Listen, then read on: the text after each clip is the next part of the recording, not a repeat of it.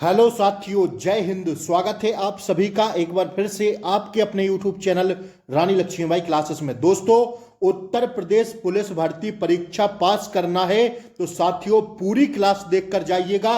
अंतिम 60 दिन की केवल लड़ाई बची है साथियों। अगर इसको आपको जीतना है तो हर एक क्लास आपको देखना पड़ेगा साथियों। पूरा संपूर्ण पेपर इसमें हम लोग देखेंगे। जैसे सेम आपसे 17 व 18 तारीख को प्रश्न पूछे जाएंगे तो उसी पैटर्न पर पूरा पेपर है साथियों। हर एक बच्चा अंत तक जुड़ा रहेगा।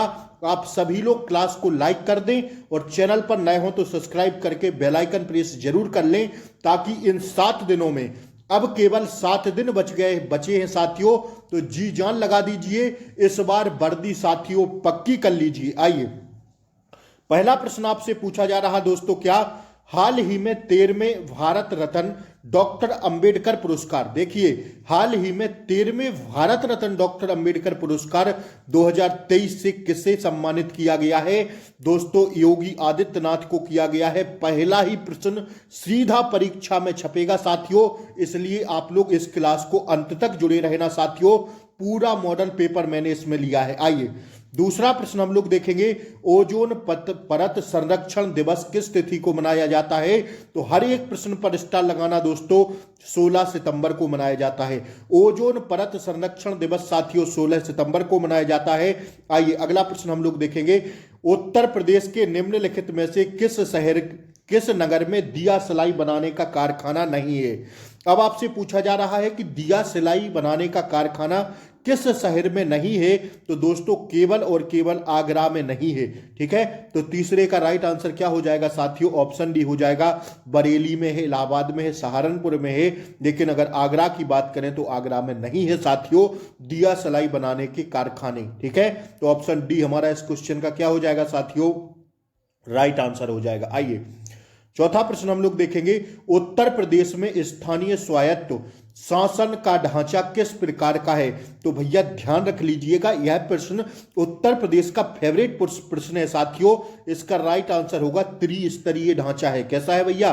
त्रिस्तरीय ढांचा है। उत्तर प्रदेश में स्थानीय स्वायत्त शासन का ढांचा जो है त्रिस्तरीय ढांचा है भैया। ठीक है, आइए, उत्तर प्रदेश में समसपुर पक्षी विहार किस जिले में है? समसपुर पक्षी विहार अति महत्वपूर्ण प्रश्न है, स्टार लगा के छापना इस प्रश्न को। उत्तर प्रदेश में समसपुर पक्षी विहार किस जिले में स्थित है? तो 5 का राइट आंसर होगा रायबरेली में। कहां पर दोस्तों? रायबरेली इसका राइट आंसर होगा। आइए, छठा प्रश्न हम लोग देखेंगे, उत्तर प्रदेश में जैन एवं बौद्ध दोनों का प्रसिद्ध तीर्थ स्थल है कौन सा? तो 6 का लगाइए स्टार साथियों, कौशाम्बी। कौशाम्बी जो है साथियों उत्तर प्रदेश में जैन एवं बौद्ध दोनों का प्रसिद्ध तीर्थ स्थल है साथियों। कौशाम्बी पर जाएंगे हम लोग, इसका राइट आंसर लगाएंगे। आइए साथियों, अगला प्रश्न हम लोग देखेंगे, उत्तर प्रदेश की सबसे बड़ी नदी कौन सी है? भैया अति महत्वपूर्ण प्रश्न है, तो भैया गंगा नदी है। ठीक है, गंगा नदी है साथियों, और यह उत्तर प्रदेश के किस जिले में सर्वप्रथम आती है? तो फटाफट छाप लेना साथियों, बिजनौर जिले में प्रवेश करती है सर्वप्रथम। ठीक है, गंगा नदी साथियों उत्तर प्रदेश के बिजनौर जिले में सबसे पहले आती है। ठीक है, तो ऑप्शन बी हमारा क्या हो जाएगा इसका दोस्तों? राइट आंसर हो जाएगा। ठीक है ना, आइए, उत्तर प्रदेश में सबसे ऊंचा बांध कौन सा है? तो रामगंगा लगाना भैया। ऑप्शन बी पर जाएंगे हम लोग। ठीक है, ठीक है ना, ऑप्शन बी होगा साथियों। ऊंचा पूछे तो रामगंगा लगाइएगा। 8 का राइट आंसर साथियों ऑप्शन बी हो जाएगा। आइए, अति महत्वपूर्ण प्रश्न 9वां, संविधान के किस भाग में पंचायती राज व्यवस्था संबंधी प्रावधान किए गए हैं? जैसे पंचायती राज व्यवस्था पूछे तो आई और एक्स लगा देना, मतलब 9वें भाग में साथियों पंचायती राज व्यवस्था का वर्णन है भारतीय संविधान के। भारतीय संविधान के भाग 9 कैसे लिखते हैं? ऐसे लिखते हैं, तो भैया ऑप्शन ए हमारा क्या हो जाएगा? रोमन गिनती में लिखे रहते हैं भाग। ठीक है, तो ऑप्शन ए हमारा क्या हो जाएगा दोस्तों? राइट आंसर हो जाएगा। समझ में आई बात? आइए, 9 का हो गया ऑप्शन ए। आइए, अब हम लोग 10वां प्रश्न देखेंगे, न्यू सिमिस्टिक्स किसका अध्ययन है? न्यूमिस्टेमिक्स किसका अध्ययन है साथियों? न्यूमिस्मेटिक्स, यह साथियों बड़ा अटपटा है नाम।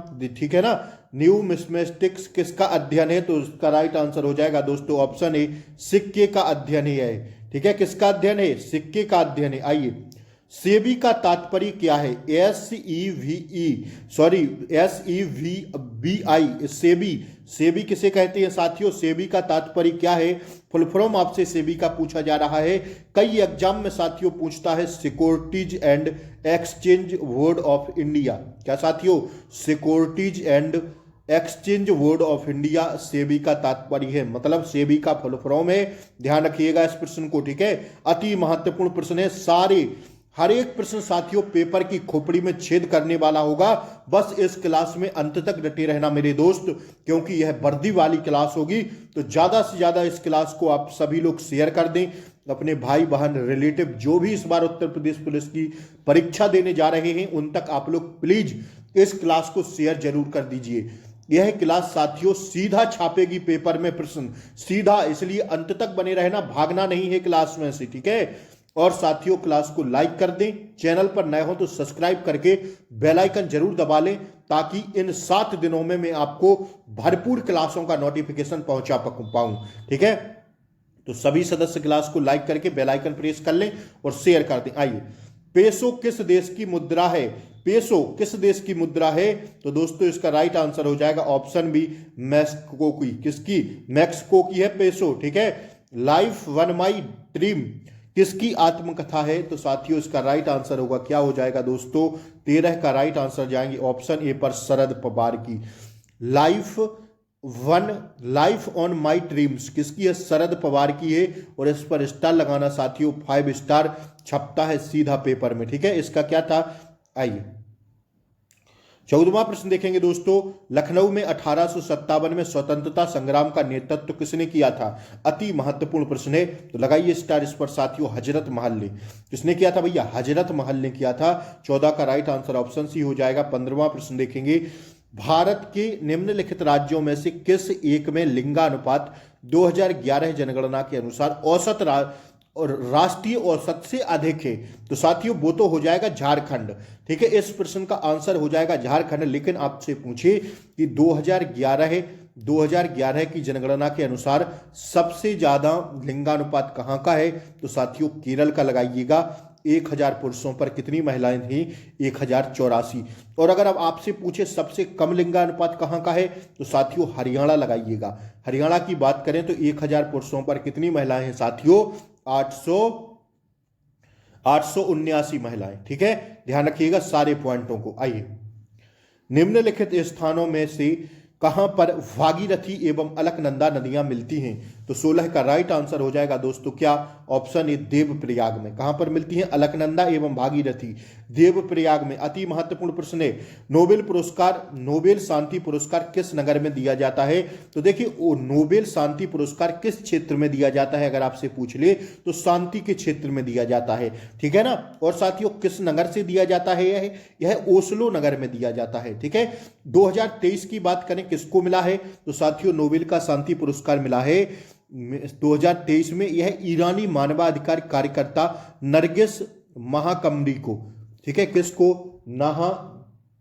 नरगिस मोहम्मदी को। किसको? नरगिस मोहम्मदी को मिला है भैया, नरगिस मोहम्मदी को मिला है 2023 का। ध्यान रखिएगा, सीधा पूछेगा और इस प्रश्न पर लगा लेना स्टार, ठीक है। वो लिख लेना, सर ने कहा था यह छपेगा। और 17 तारीख को साथियों फर्स्ट शिफ्ट में ही आपको देखने को मिलेगा यह प्रश्न। तो साथियों स्टार लगा लेना, इस प्रश्न पर स्टार लगा लेना। 2023 में नोबेल का शांति पुरस्कार किसे दिया गया? नरगिस मोहम्मदी को दिया गया। छपेगा छपेगा छपेगा भैया, अगर बार बार कह रहा हूं तो छपेगा मतलब छपेगा, ठीक है। लगा के स्टार छाप लेना, फिर मत कहना याद भूल जाना, तो हमारी कोई गारंटी नहीं है, ठीक है। इसलिए खोपड़ी में डालते जाइए प्रश्नों को, ठीक है भैया।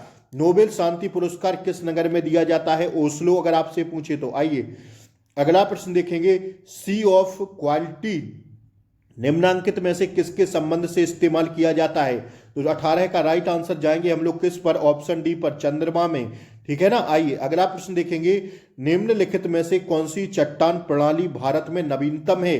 तो इसका राइट आंसर होगा 19 का, क्या? ऑप्शन डी हो जाएगा, गोंडवाना। क्या है भैया, निम्नलिखित में से कौन सी चट्टान प्रणाली भारत में नवीनतम है? तो गोंडवाना। ठीक है, 19 का राइट आंसर जाएंगे हम लोग ऑप्शन डी पर। 20वां प्रश्न कंटिन्यू करेंगे। भारत का सर्वाधिक आबादी वाला द्वीप कौन सा है? बताइए भैया, कौन सा द्वीप है? माजुली, अंडमान, लक्षद्वीप या सॉल्सेट? तो इसका राइट आंसर हो जाएगा भारत में सर्वाधिक आबादी वाला द्वीप कौन सा है? स्टार लगा के छापना। 20 का राइट आंसर हो जाएगा साथियों कौन सा? ऑप्शन डी, सॉल्सेट द्वीप। ठीक है, आइए।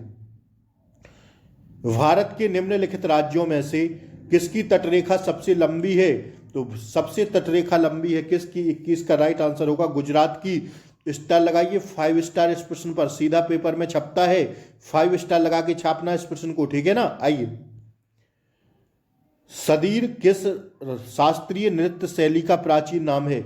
सदीर किस शास्त्रीय नृत्य शैली का प्राचीन नाम है? तो 22 का राइट आंसर हो जाएगा दोस्तों ऑप्शन सी, भरतनाट्यम का। किसका? भरतनाट्यम का है। आइए। माउंट एवरेस्ट 2 बार फतेह करने वाली पहली महिला कौन है? अति महत्वपूर्ण प्रश्न है साथियों। 23 का राइट आंसर हो जाएगा ऑप्शन ए, संतोष यादव। साथियों नाम से मत जाइएगा, लेडीज हैं। ठीक है, माउंट एवरेस्ट 2 बार फतेह करने वाली पहली महिला कौन बनी है? संतोष यादव। ठीक है ना। 22 का क्या देखे थे? ऑप्शन सी देखे थे ना, भरतनाट्यम। आइए। आत्याती का अर्थ क्या होगा? आत्याती का अर्थ क्या हो? आताताई, सॉरी, आताताई का अर्थ क्या होता है? तो इसका आताताई का अर्थ होता है साथियों क्या? 24 का राइट आंसर जाएंगे ऑप्शन ए पे। ऑप्शन ए पर जाएंगे, जो अत्याचार करता हो उसे क्या कहते हैं? आताताई। आइए, आतताई या आइए। इनमें से किस समूह में सभी शब्द शुद्ध लिखे गए हैं? तो देखिए ना, शुद्ध किस में लिखे गए हैं? इसका राइट आंसर होगा 25 का ऑप्शन बी, प्रकृति, पुनर्जन्म, भत्सना और वलिष्ठ। ऑप्शन बी में केवल सही लिखे गए हैं। ठीक है ना, ऑप्शन बी में क्या है? सही लिखे गए हैं। बढ़े हम लोग आगे, 25 का बी हो जाएगा दोस्तों। आइए अगला प्रश्न देखिएगा फटाक से। जो पढ़ेगा वह पास होगा, इनमें कौन सा विशेषण है? अगर आप पढ़ेंगे तो पास होंगे, जो पढ़ेगा वह पास होगा, इसमें कौन सा विशेषण है? इसमें साथियों विशेषण होगा जो होगा ऑप्शन डी, सार्वनामिक विशेषण। ठीक है ना, ध्यान रखिएगा। आइए। इनमें से कौन सा शब्द शुद्ध नहीं है? विष्णु के अनेकों नाम है, तलवार एक शस्त्र है, यह आगरे की मिठाई है, उसे पुत्र प्राप्त हुआ है। कौन सा वाक्य शुद्ध नहीं है? तो शुद्ध जो नहीं है साथियों 27 का राइट आंसर होगा एक, केवल ए। ठीक है, विष्णु के अनेकों नाम, विष्णु के अनेक नाम है, अनेकों नाम नहीं होगा इसमें, तो केवल ए क्या होगा? शुद्ध नहीं होगा। ठीक है ना, 27 का राइट आंसर ऑप्शन ए होगा। आइए अगला प्रश्न हम लोग देखेंगे कौन सा? 29वां। द्वंद्व समास का उदाहरण बताइए फटाक से आप लोग। तो द्वंद्व समास की कहेंगे जहां पर ये लगा हो ना बीच में, ये डैश लगा हो, वहीं सीधा आंख बंद करके द्वंद्व समास लगा देना, आपका सही हो जाएगा। और जहां प्रथम पद संख्यावाची हो, जैसे नवरतन, तिरफला, ठीक है, तो वहां पर साथियों द्वंद्व कौन सा समास लगाना? द्विगु समास लगा देना। ठीक है, ध्यान रखिएगा इन समास को। आइए। आसमान टूट पड़ना का क्या अर्थ है? आसमान टूट पड़ना मतलब साथियों क्या होगा? ऑप्शन बी होगा, मुसीबत आ जाना। ठीक है, मुसीबत आना जाना। ठीक है, मुसीबत आना जाना मतलब आसमान टूट पड़ना। ऑप्शन बी पर जाएंगे, 29 का हम लोग राइट आंसर होगा। 30वां प्रश्न कंटिन्यू करेंगे। इनमें से शुद्ध वर्तनी वाला शब्द कौन सा है? तो शुद्ध शब्दनी रचयिता कैसे लिखा जाता है? तो क्या ऑप्शन सी जैसे रचयिता नहीं लिखा जाता है, ऐसे ही तो लिखा जाता है भैया रचयिता। और कैसे लिखते हैं? तो यही शुद्ध वर्तनी वाला शब्द हो जाएगा। आइए सारे प्रश्न देखते चलना है भैया, भागना नहीं है। समास का विलोम बताइए। तो समास का व्यास होता है, क्या होता है भैया? समास का व्यास होता है। अति महत्वपूर्ण प्रश्न है साथियों यह, क्या होता है भैया? समास का व्यास होता है। ठीक है, आइए अगला प्रश्न हम लोग कंटिन्यू करें। आइए 31 के बाद 32वां देखिए, परिमाप में उपसर्ग होगा क्या? मैंने कई बार बताया है, उपसर्ग साथियों शब्द के पहले लगते हैं और प्रत्यय शब्द के बाद में जोड़े जाते हैं। तो 32 का राइट आंसर हो जाएगा परि उपसर्ग लगेगा। इसमें क्या लगेगा भैया? परि उपसर्ग लगेगा। परिमाप में परि उपसर्ग होगा। बादल का तत्सम रूप क्या होगा? बादल का तत्सम रूप होगा दोस्तों बारिद। क्या होगा भैया? बारिद होगा, बारिद। ठीक है, बादल तद्भव शब्द में आएगा और अगर इसे तत्सम बनाएंगे तो बारिद हो जाएगा। ठीक है, आइए 34वां प्रश्न देखेंगे, निंदा का विलोम शब्द क्या होगा? तो निंदा का विलोम शब्द हो जाएगा स्तुति। क्या हो जाएगा भैया? स्तुति हो जाएगा। विद्वान का विलोम क्या होगा? तो 35 का राइट आंसर जाएंगे साथियों ऑप्शन सी पर। क्या हो जाएगा? विद्वान का मूर्ख हो जाएगा भैया, ठीक है ना। आइए, सामान्य दूध का पीएच मान कितना होता है? बताइए फटाक से आप लोग इस प्रश्न का आंसर। तो 6.7 से 6.9 होता है। ध्यान रखिएगा, सामान्य दूध का पीएच मान, ठीक है ना। ऑप्शन बी होगा इसका राइट आंसर। 37वां प्रश्न देखेंगे, निम्नलिखित में से किस प्रक्रिया द्वारा हम दो मिश्रणीय द्रव्यों को अलग कर सकते हैं? तो साथियों इसका राइट आंसर होगा आसवन विधि से। कौन सी साथियों? आसवन विधि से हम लोग अलग कर सकते हैं। सभी सदस्य क्लास को लाइक कर दें। आइए, भारतीय संविधान के निम्नलिखित अनुच्छेदों में से कौन सा राष्ट्रपति के क्षमा देने के अधिकार से संबंधित है? तो राष्ट्रपति क्षमा किसको कर सकता है? कौन से आर्टिकल के तहत कर सकता है? दोस्तों आर्टिकल 72 के तहत राष्ट्रपति को क्षमा करने का आदेश है, वो क्षमा कर सकता है। कौन से आर्टिकल के तहत? तो साथियों आर्टिकल 72 के तहत। खोपड़ी में डाल लेना इस प्रश्न को, ठीक है, सीधा पूछा जाएगा। निम्नलिखित में से किस राज्य की सीमा भूटान से नहीं मिलती है? तो साथियों मेघालय की नहीं मिलती है, बाकी इन तीनों की मिलती है। तो भैया ऑप्शन डी हमारा राइट आंसर हो जाएगा। आइए, भारत में प्रथम सत्याग्रह गांधी जी ने कहां शुरू किया था? तो 40 का राइट आंसर हो जाएगा साथियों चंपारण से शुरू किया था, ठीक है। आइए, दिल्ली के लाल किले में स्थित मोती मस्जिद को किसने बनवाया था? तो 41 का राइट आंसर जाएंगे दोस्तों ऑप्शन बी पर, औरंगजेब ने बनवाया था। किसने भैया? औरंगजेब इसका राइट आंसर होगा। आइए, जातक पवित्र ग्रंथ है कौन सा? तो 42 का राइट आंसर होगा विद्वान बौद्धों का। क्या है भैया?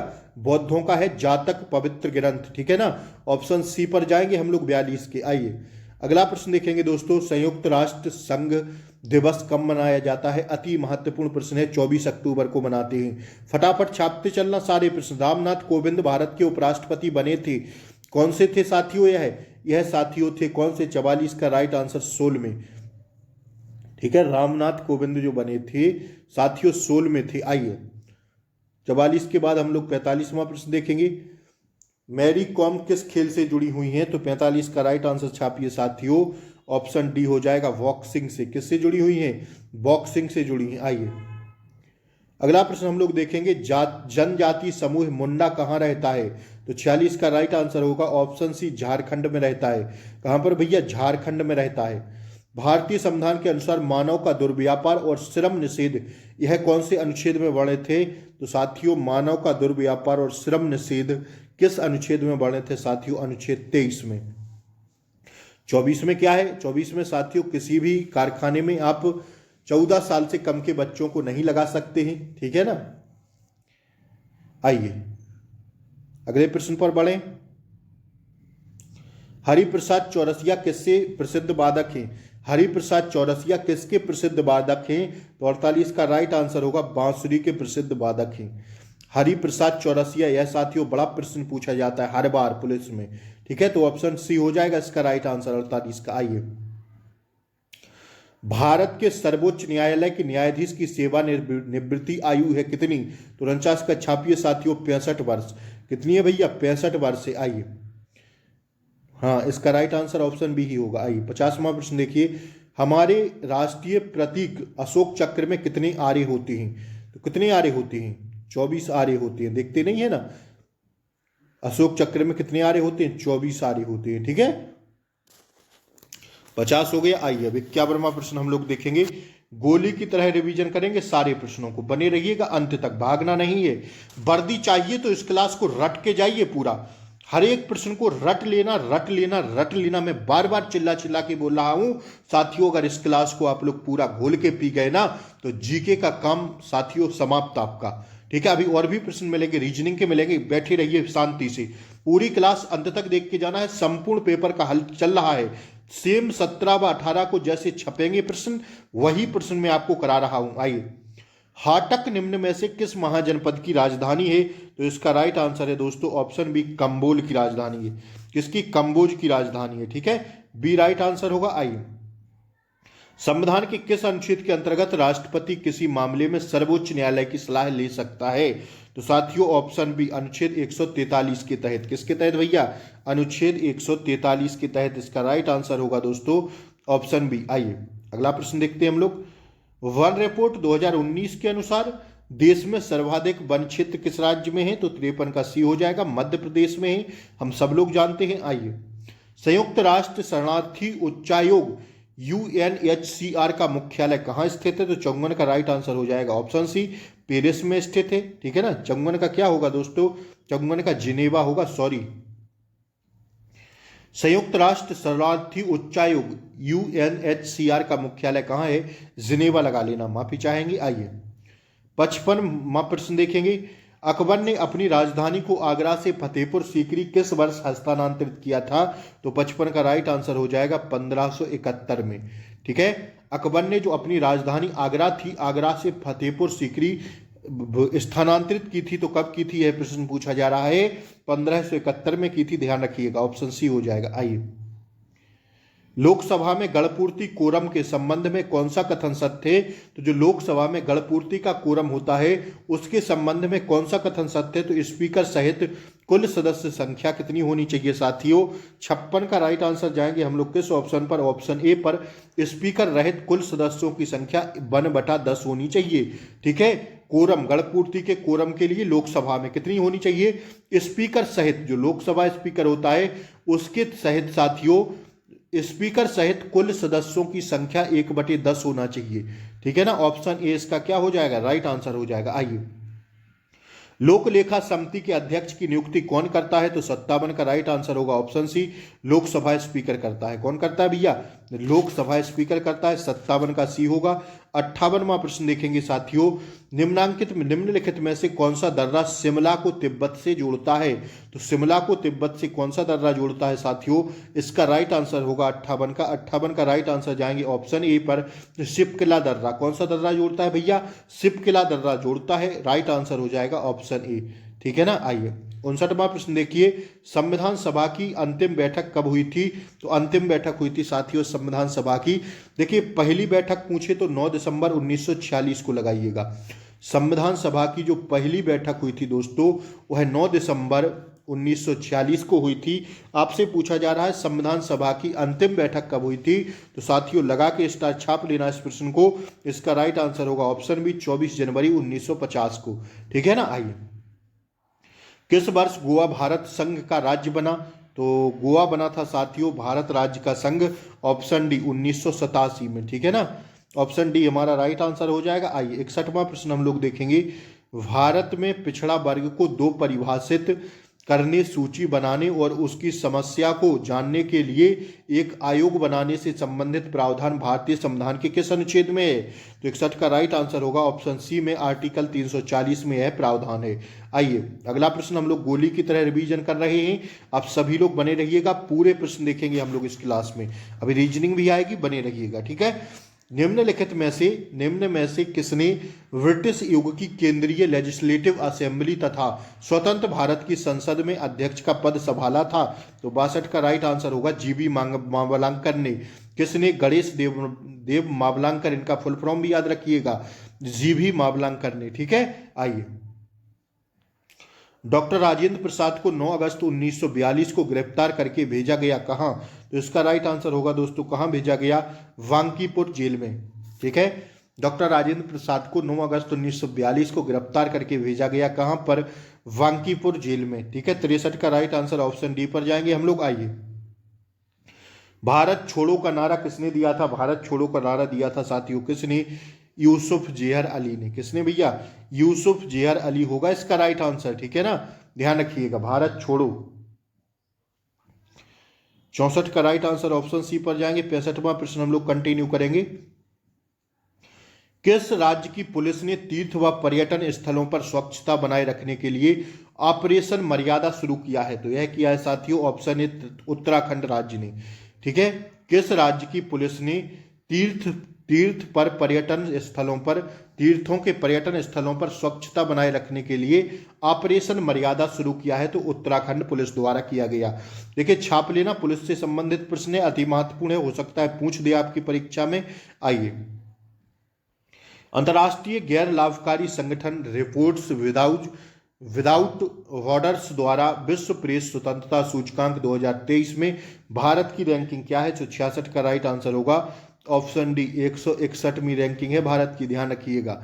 कौन सी रैंकिंग है? 161वीं रैंकिंग है, 66 का डी होगा। आइए, भारत ने चक्रवात मोचा से प्रभावित किस देश के लोगों को मानवीय सहायता प्रदान करने के लिए ऑपरेशन करुणा शुरू किया था? तो भैया इसका राइट आंसर हो जाएगा 67 का क्या दोस्तों? इसका राइट आंसर हो जाएगा ऑप्शन बी, म्यांमार। भारत ने चक्रवात मोचा से प्रभावित किस देश के लोगों को मानवीय सहायता प्रदान करने के लिए ऑपरेशन करुणा शुरू किया था? तो इसका राइट आंसर होगा ऑप्शन बी। 67 का राइट आंसर किस पर जाएंगे? ऑप्शन बी पर जाएंगे हम लोग। आइए, हाल ही में किस राज्य ने मिर्चा चावल को जीआई टैग प्रदान किया है?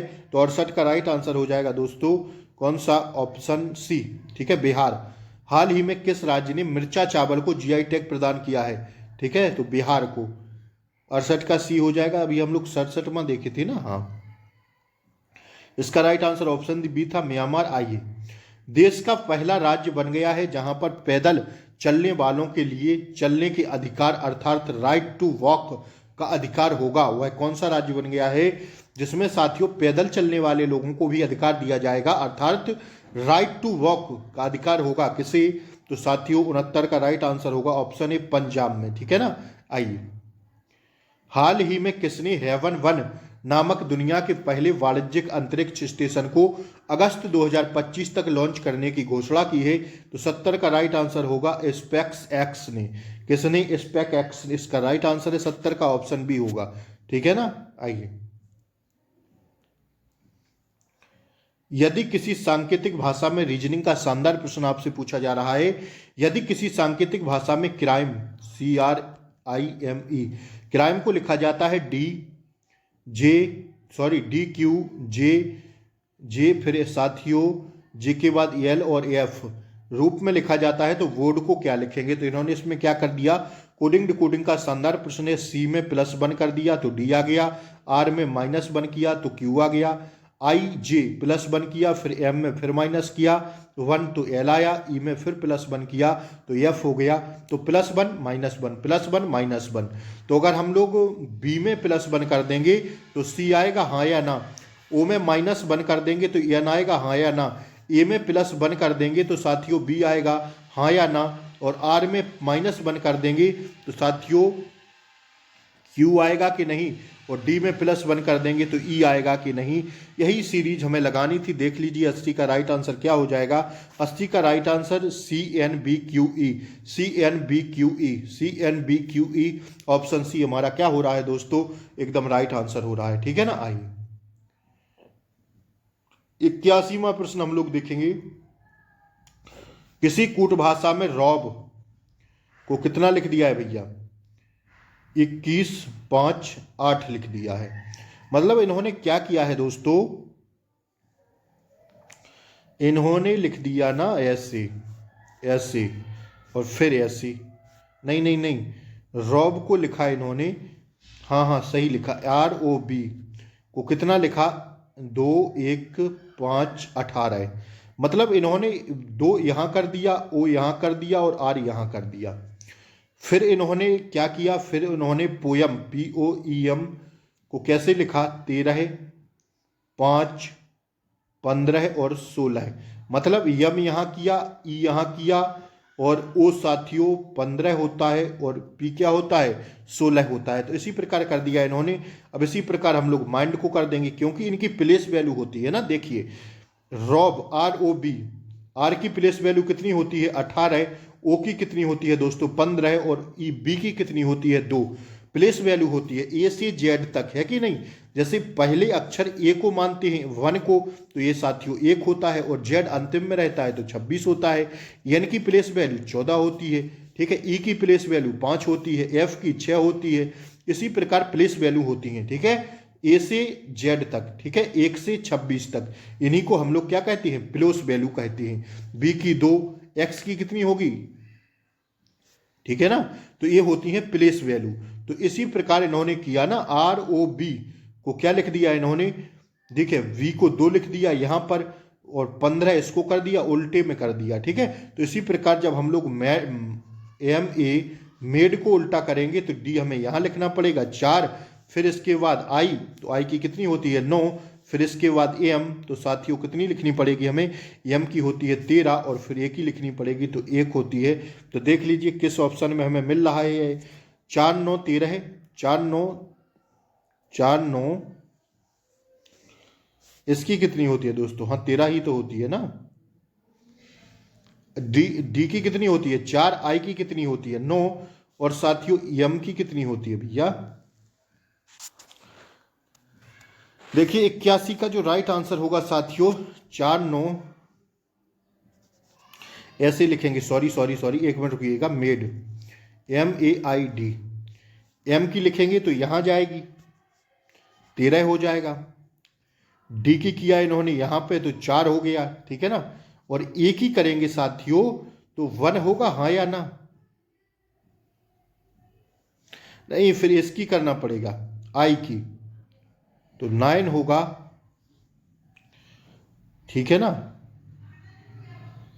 और साथियों फिर किसकी करना पड़ेगा 4 9 और हाँ 1 की 1 हो जाएगी, तो यही राइट आंसर हो जाएगा। ऑप्शन भी वो गलती हो रही थी थोड़ी, कोई बात नहीं, 4 9 1 13 है, 4 9 1 13 है, ठीक है ना। जिस प्रकार से इन्होंने इसमें किया था उसी प्रकार से अगर हम लोग मेड में कर देंगे तो हमारा राइट आंसर आ जाएगा दोस्तों ऑप्शन बी, ठीक है, 81 का ऑप्शन बी होगा। आइए 82वां प्रश्न देखेंगे, निम्नलिखित में से किस वनस्पति जगत के पौधों को शैवाल के नाम से जाना जाता है, तो 82 का राइट आंसर होगा थैलोफेटा के नाम से जाना जाता है, ठीक है। आइए अगला प्रश्न पर जब बढ़ें, आइए निम्नलिखित में से कौन सा क्लोराइड फोम का एक उदाहरण है, तो 83 का राइट आंसर बताइए, ऑप्शन सी स्पंज, क्या हो जाएगा भैया स्पंज हो जाएगा। आइए निम्नलिखित में से कौन सा रोग मच्छर के काटने से नहीं होता, तो मच्छर के काटने से जो नहीं होता हेपेटाइटिस नहीं होता, मलेरिया, फीलपाव और डेंगू ये तीनों होते हैं मच्छर के काटने से,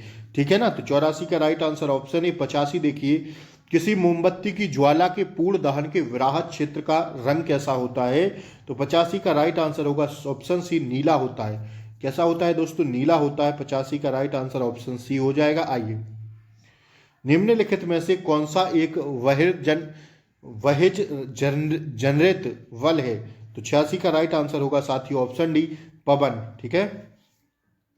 87वां प्रश्न देखेंगे हम लोग, निम्नलिखित में से कौन सा पौधों के प्रजनन का अलैंगिक रूप नहीं है, तो 87 का राइट आंसर हो जाएगा ऑप्शन सी परागण, ठीक है ना, ऑप्शन सी होगा। आइए 88 प्रश्न देखेंगे, चिकुनगुनिया किस मच्छर के कारण होने वाला एक संक्रमण है, तो 88 का राइट आंसर होगा एडिस के होने वाला संक्रमण है, ठीक है, ऑप्शन सी 88 का राइट आंसर हो जाएगा।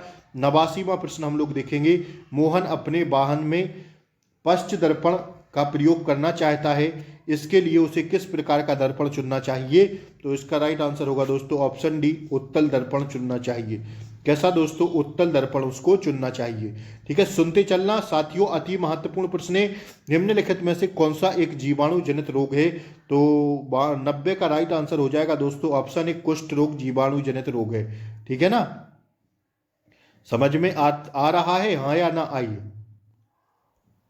किसी किरण का परावर्तित किरण से अभिलंब पृष्ठ पर मापा गया कोण है कौन सा, तो इसका राइट आंसर होगा दोस्तों ऑप्शन बी परावर्तन कोण कहेंगे, ठीक है ना, क्या कहेंगे भैया परावर्तन कोण। आइए निम्नलिखित में से कौन पादप जगत का समूह नहीं है, तो 92 का राइट आंसर हो जाएगा दोस्तों ऑप्शन सी हेमिकोर्डेटा, ठीक है, यह पादप जगत का समूह नहीं है, बाकी ये तीनों पादप जगत के अंतर्गत आएंगे। आइए अनंत की मां ने उसे रात में पेड़ी के नीचे नहीं सोने की, पेड़ के नीचे, यार ये तो गलत हो गया, पेड़ के नीचे नहीं सोने की सलाह दी, क्योंकि पेड़ रात में क्या छोड़ते हैं, पेड़ रात में साथियों ऑप्शन डी कार्बन डाइऑक्साइड छोड़ते हैं, ठीक है ना। आइए सोडियम का परमाणु द्रव्यमान होता है कितना, 23 होता है भैया,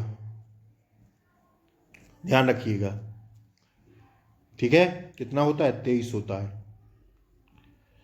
95वां प्रश्न चलें, देखिए सिलिकॉन डाइऑक्साइड मुख्यतः निम्नलिखित में से किसमें पाया जाता है, तो इसका राइट आंसर होगा बालू में पाया जाता है, किसमें भैया, बालू में पाया जाता। आइए वन अनुसंधान संस्थान किस संस्थान स्थित है, कहां पर, 96 का राइट आंसर होगा देहरादून में, कहां पर है, देहरादून में स्थित है। आइए मोडेम किससे जुड़ा होता है? तो 97 का राइट आंसर होगा ऑप्शन डी, फोन लाइन से जुड़ा होता है मोडेम। इस पर ट्रिपल स्टार लगाना अति महत्वपूर्ण प्रश्न है दोस्तों। मोडेम किससे जुड़ा होता है? तो साथियों ऑप्शन डी से जुड़ा होता है। आइए, खजुराहो का स्मारक समूह किस राजवंश से संबंधित है? तो 98 का राइट आंसर हो जाएगा चंदेल राजवंश से। ठीक है ना। आइए, अशोक महान 273 से 232 ईसा पूर्व किस वंश के शासक थे? तो इसका राइट आंसर होगा मौर्य वंश के शासक थे। ठीक है ना। आइए, पृथ्वी द्वारा सूर्य की परिक्रमा के लिए लगने वाला समय की गणना करने वाले प्रथम भारतीय भूगोल शास्त्री कौन थे? तो ऑप्शन सी, भास्कराचार्य थे। तो साथियों, यहां हमारा मॉडल पेपर आज समाप्त होता है। 100 प्रश्न मैंने आपको करवाए महत्वपूर्ण, जो सेम परीक्षा के पैटर्न पर थे। फिर इसके आगे हम लोग रीजनिंग में शाम को 5 से 6 बजे के बीच मिलते हैं। साथियों, डेली रीजनिंग की क्लासें हो रही हैं, उसमें हम आपको 35 से 37 प्रश्न डेली करा रहे हैं। तो उस क्लास से भी जरूर जुड़िएगा। और क्लास अगर यह अच्छी लगी हो तो चैनल पर सब्सक्राइब कर लें, चैनल को बेल आइकन प्रेस जरूर कर दें, ताकि इन 7 दिनों में आपको भरपूर क्लासों का नोटिफिकेशन मिल सके। और साथियों, ज़्यादा से ज़्यादा क्लास को शेयर कर दीजिए। ठीक है, ज़्यादा से ज़्यादा क्लास को शेयर कर दें। ठीक है, यह काम आपका है साथियों। और लाइक शेयर सब्सक्राइब जरूर कर लें। नमस्कार साथियों, फिर मिलते हैं शाम को रीजनिंग के साथ। तब तक के लिए Jai Hind, take care, bye bye, नमस्कार।